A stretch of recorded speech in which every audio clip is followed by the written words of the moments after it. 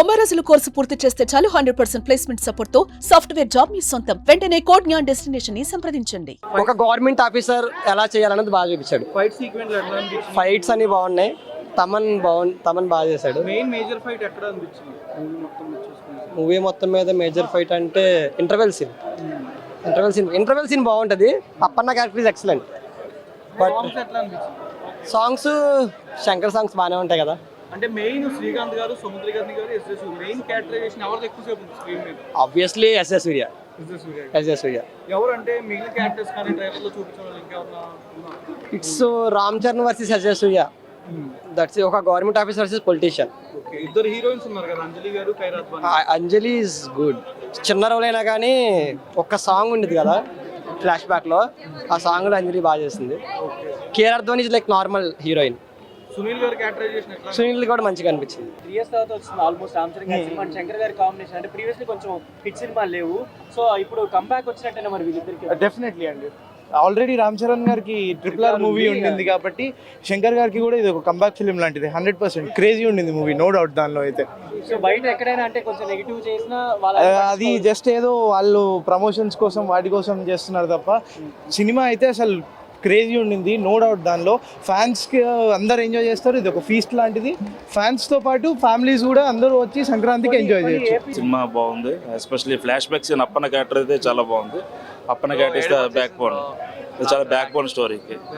Appanna character back bone చాలా బాగా రాస్తున్నారు ఫ్లాష్ బ్యాక్. రిమైనింగ్ అంతా okay, but Appanna flash back మాత్రం మీరు ఎక్స్పెక్ట్ చేయరు. అంటే శంకర్ గారి సినిమా అనగానే సాంగ్స్ కంటే డిఫరెంట్ ఇది ఉంటుంది, ఒక ఆరా టైప్. యా, అది ఫస్ట్ నుంచి ఆయనకి ఉంది. బట్ ఏంటంటే at the same time story కట్టు సాంగ్స్ కూడా చేస్తారు. ఇందులో కూడా అదే కూడా జరిగింది. సాంగ్ కట్ చేస్తారు. అంటే యాక్షన్ ఎక్కువ ఉందా, రొమాన్స్ ఎక్కువ ఉందా? సో రొమాన్స్ ఏ ఉండదు, మొత్తం పొలిటికల్ డ్రామా సినిమా.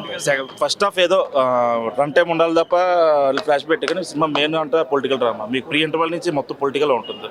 మొత్తం పొలిటికల్ ఫైట్ సీక్వెన్స్ అంటే అనిపించింది. ఫైట్ సీక్వెన్స్ అంటే మేజర్గా ఏమి ఉండవు. Action sequence over the top ఏ ఉండవు.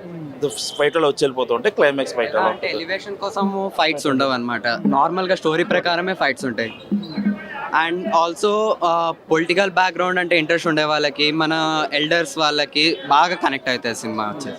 But don't forget Appanna character flash back చాలా ఏడిపించేసాడు రామ్ చరణ్. ఫ్లాష్ బ్యాక్ లో అసలు యాక్టింగ్ మైండ్ బ్లోయింగ్. అసలు మెయిన్ క్యారెక్టరైజేషన్ ఎస్జే సూర్య గారు, సముద్రగర్ని గారు, శ్రీకాంత్ గారు ఎవరు ఎక్కువసేపు అనిపించింది? ఎస్జే సూర్య అసలు యాక్టింగ్ ఆయన జీవించేశాడు. రామ్ చరణ్ అసలు ఇచ్చి వాడేశాడు అన్న. క్లైమాక్స్ లో ఎస్జే సూర్య రామ్ చరణ్ ఇమిటేట్ చేస్తాడు, అది మిస్ అవుతుంది. క్రేజీ అసలు. డైలాగ్ ఏదైనా ఒకసారి సినిమాలో చెప్పం అంటే మ్యారేజం ఎస్జే సూర్య అలా మ్యారేజ్ చేస్తారు. But Appanna character one of the iconic characters. ఇంకో 1 hour సినిమా అతని మీద చేసిన ఆడేస్తారు. మూవీ అయితే రెగ్యులర్ కమర్షియల్ ప్లాట్ భయ్య. దిల్ రాజు ముందే చెప్పినట్టు 4 years ముందే శంకర్ గారు ప్రొడక్ట్ చేశారు. సో అట్లాంటి సీన్స్ మనకు క్లైమాక్స్లో కనిపిస్తాయి. రామ్ చరణ్ గారి యాక్టింగ్ బాగున్నది. ఫస్ట్ హాఫ్ అయితే యావరేజ్గా ఉంది. ఇంటర్వెల్ ట్విస్ట్ అనేది సెకండ్ హాఫ్ మీద ఎక్స్పెక్టేషన్స్ పెంచింది.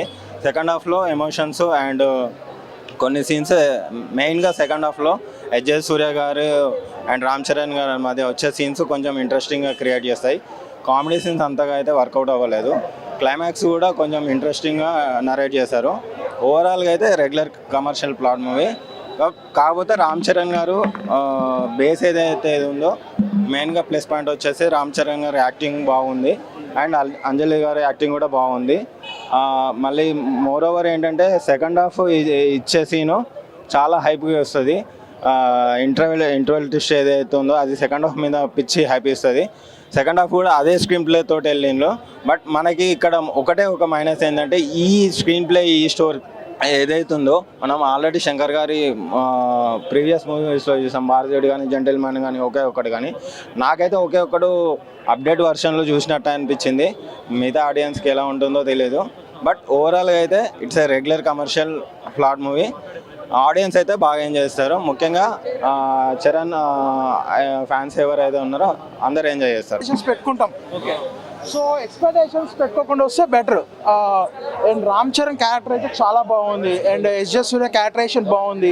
స్క్రీన్ ప్లే రొటీన్ అనిపిస్తుంది, మనకి రెగ్యులర్ కమర్షియల్ ఫిల్మ్ లానే అనిపిస్తుంది.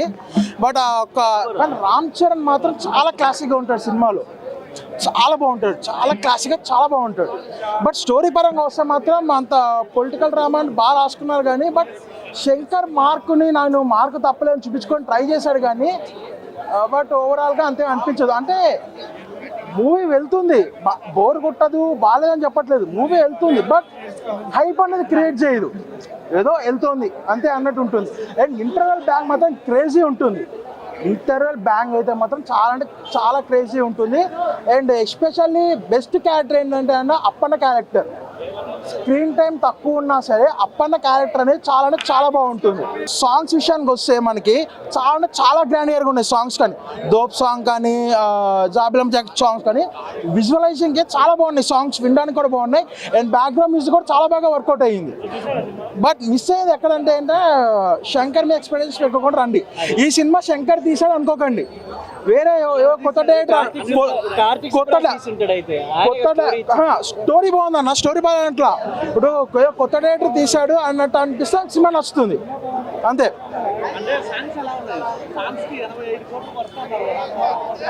సాంగ్స్ గ్రాండ్యూర్గా ఉన్నాయన్న, నాకు సాంగ్స్ అన్ని బాగా అనిపించాయి. ఒక్క మచా మచా సాంగ్ తప్ప మిగతా సాంగ్స్ అన్ని బాగా అనిపించాయి. ఒక సాంగ్ లేదు, ఇప్పటికే ఏదైనా సాంగ్ కూడా పెడితే ఏంటంటే సాంగ్ అది లేకపోవడం బెస్ట్ అనిపించింది. వినయ్ విజయ్ రామకి దీనికి చాలా తేడా ఉందన్న. వినయ్ విజయ్ రామ్ కంటే 1000 రెట్లు బెటర్. అది ఏంటంటే అందులో మాసీగా ఉంటాడు, ఇంత క్లాసీగా ఉంటాడు. సుమన్ టీవీలో మీ పర్సనల్ అండ్ బిజినెస్ ప్రమోషన్స్ కోసం కింది నెంబర్కి కాంటాక్ట్ చేయండి.